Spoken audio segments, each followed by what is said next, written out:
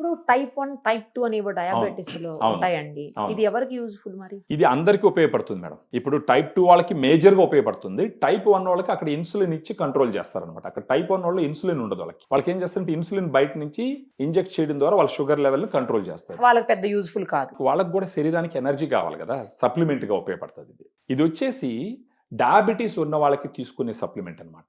ఇది కూడా అన్ని రకాలుగా వెరిఫైడ్. అన్ని ఖచ్చితంగా. రకాలుగా ఎఫ్ఎస్ఎస్‌సి అప్రూవ్డ్ కాంబినేషన్. అప్రూవ్డ్. అవును. అంటే బజార్‌లో అంటే మార్కెట్‌లో చాలా ఉన్నాయి గానీ, వాటికి దీనికి పోలిస్తే ఏంటంటే, దాంట్లో ఉండే ప్రోటీన్ 2 సోర్సెస్ ఆఫ్ ప్రోటీన్ ఉంటది.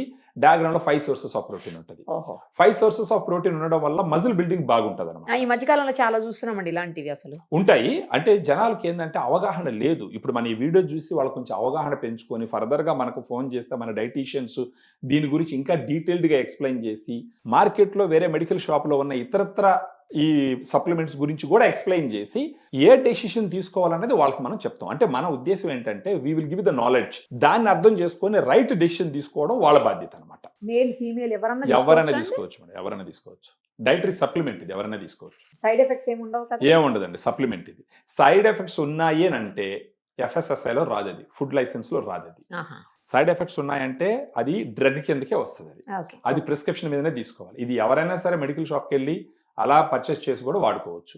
అపోలో ఆన్‌లైన్ ఫార్మసీలో కూడా అవైలబిలిటీ ఉంటది.